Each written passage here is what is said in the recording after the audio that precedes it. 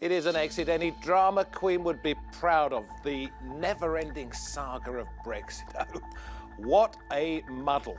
The latest battle is whether the UK should stay in the EU, the customs union of the EU, that is, where countries agree to put the same taxes on imports. And don't mention the House of Lords. Well, we might have to. You're watching Roundtable with me, David Foster.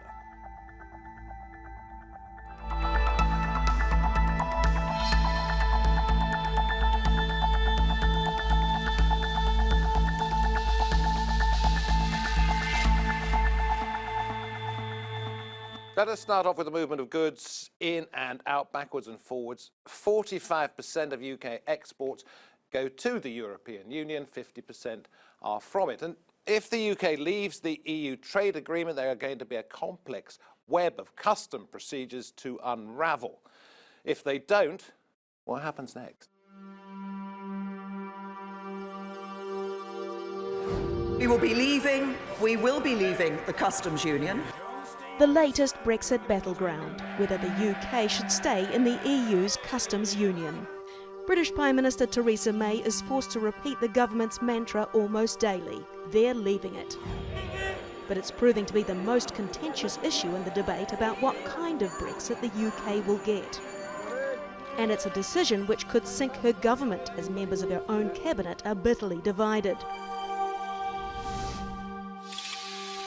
The same 6 members who started the European Economic Community in the late 1950s went on to set up the EU Customs Union, establishing the same taxes on imports, meaning that once the goods pass into the EU in one country, they move freely across borders without further taxes. As EU membership grew, so too did the Customs Union, reducing administrative and financial trade barriers like custom checks and charges, and enhancing economic cooperation. Staying in it means the UK can't negotiate its own trade deals with other countries, and striking out on their own is a key pillar of the government's Brexit strategy. Coming out of the customs union means that we'll be free to have those deals that suit the United Kingdom. But without it, the UK will need what could be very complex customs procedures. 45% of UK exports are to the EU and 50% are from it. So it's not hard to see why most businesses want a customs union. It eliminates checks on goods traded between Britain and the market that takes almost half its exports. Any free trade deals with other countries like America aren't certain and may not make up for lost trade with the EU. Then there's the border between Ireland and Northern Ireland. Both Britain and the EU want to avoid a hard border after Brexit. The worry is that barriers and customs checks could reignite sectarian violence. We are ready to work on any new proposal in the UK at the condition that there will be no border between Ireland and Northern Ireland, and the condition that the UK respects the integrity of the single market and the customs union. The government insists it will come up with an acceptable arrangement for the Northern Ireland border. It also says it wants a deal with the freest and most frictionless trade possible between the UK and Europe, as well as new trade deals internationally. But can they have it both ways? The EU is demanding more details by June when both sides meet for the next round of negotiations. At the Roundtable No Borders, here we have Ian Dunt, editor of politics.co.uk and author of Brexit. What the hell happens now? Martin Bentham is with us, Home Affairs editor at the London Evening Standard, and Andre Walker, a journalist covering the work of the British Parliament and Prime Minister. Your job is to sort this mess out in 25 minutes and stop me falling asleep. It's not possible. Which one? Sorting it out or stopping me dozing? Andre, go on. Kick off. What's going on? Well, look, fundamentally, we've got a major problem with that we are unable to trade with the rest of the world because of the restrictive trade tariffs of the EU. We need to get out of that. But obviously, there's a lot of people who voted to remain who want Brexit in name only, that effectively the only change is going to be that we withdraw our commissioner, withdraw our members of the European Parliament, but effectively remain as part of the EU. So we continue to be in the customs union, we continue to follow Brussels laws, we continue to be subject to the European Court of Justice. We remain in the EU, but a colony rather than a member. You see, this is what I'm wondering, is if we stay in the customs union, we're not really leaving the EU, are we? But can I just say that I think the point is that the reason people want us to remain... 25 minutes isn't all yours, by the way. No, I think the point is people want the deal to be so unreasonable that we might as well stay in, which is why people advocate remaining in the customs union and remain being subject to the European... But are we leaving the EU if we stay in the customs union? Yeah, you are. In what way? You are, and you could even do more. You could say in the single market, you'd still be leaving the EU. These are separate bodies that we're talking about, and you can choose to be in any number of them. You can kind of mix and match it, and the Europeans have been pretty open towards the idea of a little bit of mixing and matching. So you could take someone like Norway, which will be in the single market, outside of the customs union. There's a really long menu. What this comes down to is a big judgment call that you have to make as a country. So you basically think, do we keep this weight of consumers, of 500 million people, when we go out to try and make a trade deal?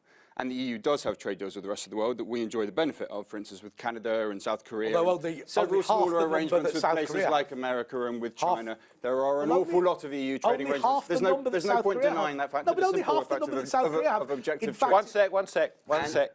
Then you make a call. Are we going to buddy together with others, lose a little bit of control in order to keep this very large consumer base? Or are we going to say we're going to go it on our own, but then we lose the consumer base or a less attractive trading partner? That's the kind of call you have to make. It seems to me the former of those two options is the more sensible. Why is it such a muddle?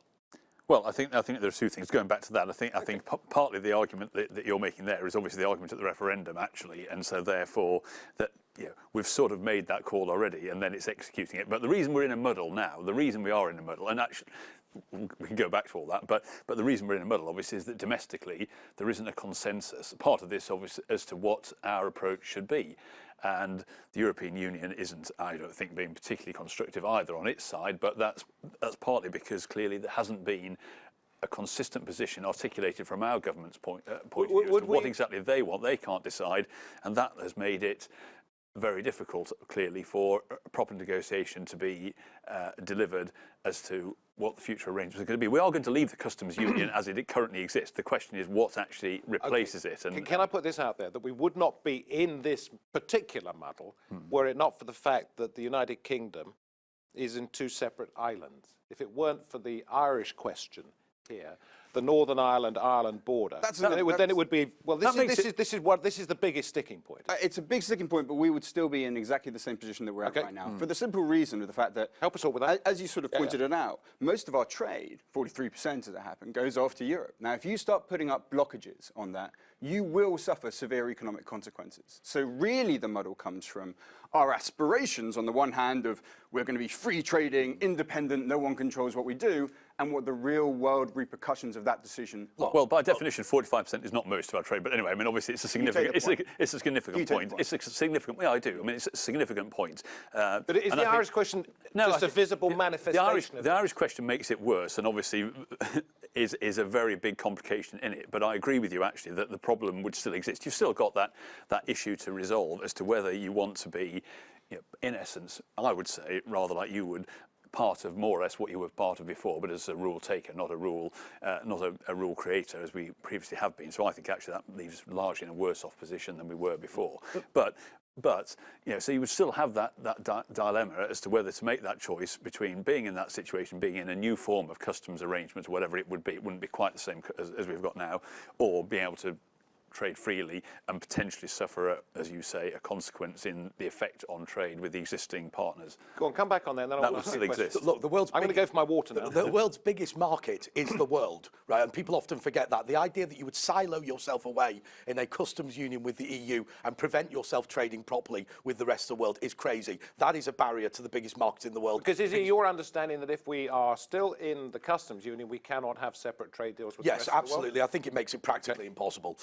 Although, look, the thing is, if you're making a bespoke deal, clearly there's bits that can go in and bits that can go out. But I'm writing off that in practical terms that would be impossible. But I think the thing about Ireland is, look, the EU is deliberately making this difficult because always remember we are in the red in terms of our balance of trade with the EU. That means that if there's trade tariffs between us and the EU member states will pay more than the British. Okay, look, no, I'm a simple fellow here, but I mean, they're not making it difficult because there is no hard border between Northern Ireland and Ireland at the moment. And if we leave the European Union and there is no customs agreement, it's going to be very difficult. So it's a fact. They're not making it difficult. No, hang on. Equally, there is no reason why there needs to be trade tariffs in between the UK and the Republic of Ireland and indeed the EU. There's no reason to have them. There's none at the moment. And ultimately, if you think about it from the EU standpoint, if we import from them more than we export to them, then actually if trade tariffs come in, which we don't want, they're going to pay the majority anyway. Let me so explain it makes why it a that's wrong. crazy situation. So it's not really about trade tariffs. The EU's already said that they're looking for no tariffs at all on the kind of goods that we trade. The two problems that you have are country of origin checks.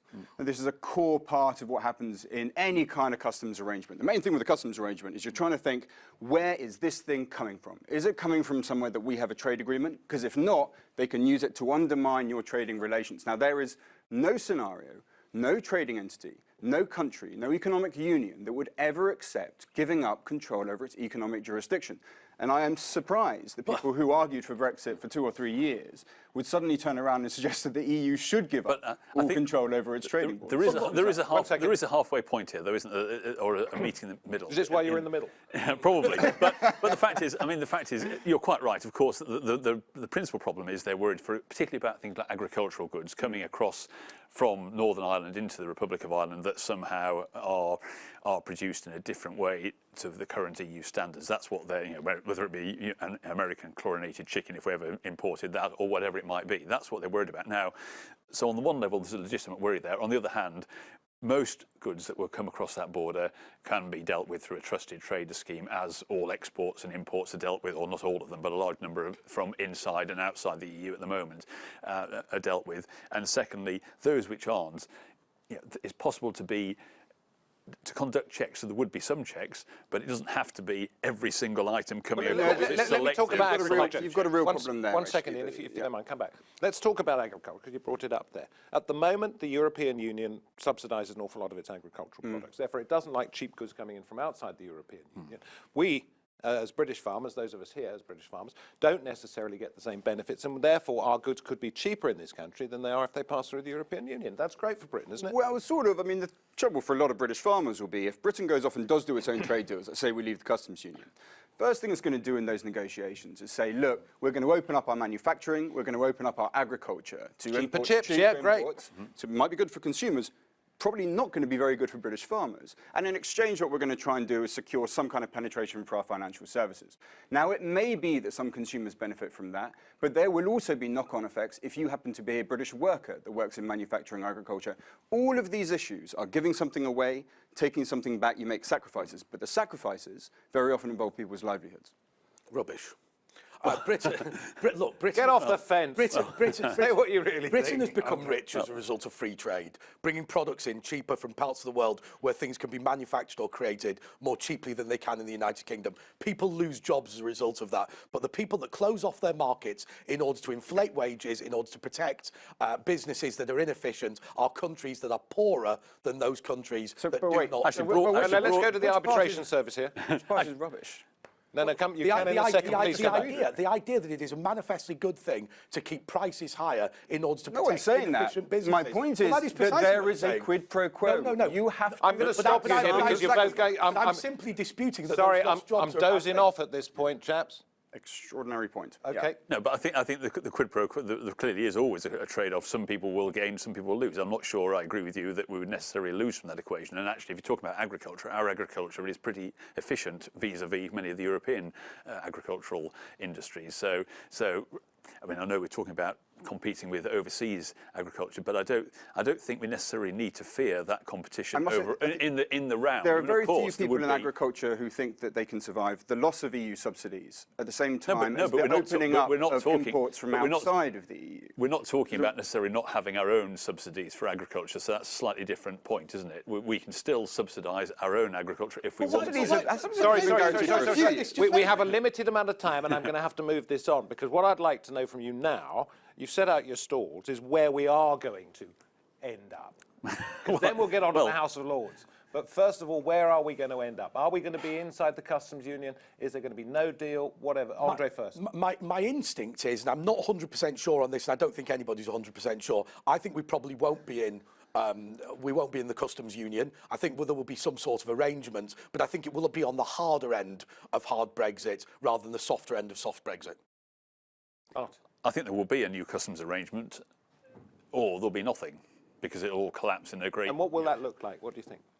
What, the new customs arrangement? Well, I suspect it'll be more like what the Prime Minister has actually been articulating. And for those who don't know what she's been saying, what's that? Well, if the EU will accept that, of course, which is another unknown factor, we don't actually know. Just that tell yet. us what that is. What that is that basically we would maintain our existing tariffs, and we would collect the tariffs and refund and basically correct the EU's customs on its behalf. And so, if, for example, we had lower rates coming into our country, we would then collect a sort of common tariff on goods that came into this country, and then impose the EU tariff by refunding, for example, imports. So let's look at how completely insane this plan is. It's extraordinary a government department came up with this. They paid tens of thousands of pounds to consultants to come up with this plan. The one thing I've ever agreed with the hard Brexiters on is the fact that this plan is completely insane. Okay, why is it? So let's say that you've got a tariff rate. Tariffs are taxes on goods coming into your country. Let's say you've got a tariff rate of 12% on tomatoes, and the EU's got 10%. So you then need to somehow track this tomato when it comes in Britain, goes all the way, ends up somewhere being eaten in Barcelona, and then arrange the exchange of money between these things. And that, by the way, I mean, God knows how you track it, but that, by the way, is an object that at least stays in a unitary form all the way through. Imagine if it's sugar. The sugar comes in at a certain tariff rate, you put it in a cake, you sell the cake in another part of Europe. What tariff rate does that end up as? It would be like drowning in red tape, and anyway, is probably just not objectively possible. The fact the British government is right now sat arguing about this impossible plan rather than dealing with the reality of the trade implications of its own policy. Okay, so everything about how some kind of compromise these two think. You don't think that's going to work. What do you think is going to happen? The danger for the British government is there's a backstop solution in the agreements with the EU they've already signed, which basically says, look, you guys have got your games, you've got your frictionless borders, which don't exist, you've got your customs partnerships, which don't exist, and if it turns out at the end of the day that, whoa, those things don't exist, you're going to have to sign up to the backstop solution, which is effectively staying in the single market and the customs union. Now, the British government needs to come up with some kind of magical solution pretty quickly if it doesn't want that to take place. What's wrong with no deal? No deal would be a catastrophe of almost unimaginable proportions for the British economy. So let's take, for instance... Why? That's what I'm saying. What's wrong? Why now? So let's take, for instance, Euratom. Euratom is a nuclear regulator done by the EU, effectively. That allows us to bring in radioactive isotopes that we use for cancer screening and cancer treatment from France. Now, if there's no deal, there's no arrangement on how we bring in those isotopes. Let's take aviation. We have a deal that means that we have flights between Europe and Britain. If there is no deal, there is nothing on that. There is no scenario that any British government would allow no deal to take place, and if they did, it would be one of the most grotesque infringements of their responsibility towards the British public. Is no deal possible? I don't think there'd be a no deal in the way that you're, the catastrophic scenario that you're articulating. There might be an arrangement and a sort of temporary deal, and not a deal on things like the customs and so on, so that we, of course, make sure that things like people can still fly, because I don't think we're going to end up in a situation of that sort. We may have in a different form of no deal, where there is a sort of partial deal, but not a deal in terms of economic trade and so on, in terms of customs and tariffs and so on. That might possibly happen. I suspect there will be an agreement at the last And is that possible? Look, I think what you have to, So no deal effectively, but a sort of deal. What you have to bear in mind, and Ian highlights this, the people who love the EU are inherently statist. They believe that you can't trade unless the state facilitates it. They believe that you can't fly unless the state facilitates it. They believe that that exports and imports can only happen if the state licenses it. So the idea that you would go for a free-for-all, to them, is anathema and something that they find actually quite shocking. Without an aviation treaty? Okay. Just out of interest, but how are you going to fly without an aviation treaty? Britain effectively becomes an independent country. So the EU is a country, Britain becomes an independent country for the first time. How many independent countries have no longer operated airports after they became independent? We used to fly across Europe before we joined the European Union. We did, using a series of bilateral treaties. Now, the point is, you can't say that you're just going to remove the existence of bilateral treaties. If you can list me one example in the real actual world of an independent country where planes have ceased to operate and airports have closed down, I would accept you were right. Because no country would ever say we're not going to have a deal. Well, that's absolutely right. Reason why. But the question is what the deal. Okay. The question is what the deal is. What kind of deal? I haven't dozed off yet. This is fantastic. So let's move on to one other. Halfway through. No, we're well beyond. The plane's about to crash onto us, actually. In fact, I've never been more wide awake in my life. Let us move on to another element of this, which is that the will of the British people was, by a smallish majority, to leave the European Union. Now we're seeing the complicated scenarios that we've talked about, but we're also seeing the unelected House of Lords, within the last 24 hours, saying, actually, the government's plan's nonsense, and we're going to kick it out. We would like to be part of European Economic Area. Now, where's the democracy in that? Well, I think the statistic is that David Cameron created more peerages than Henry VIII and Elizabeth I combined. The House of Lords has become a backwater for failed left-wing politicians. So essentially what they do is elbow them all in. What is that, 107 Liberal Democrat members of the House of Lords?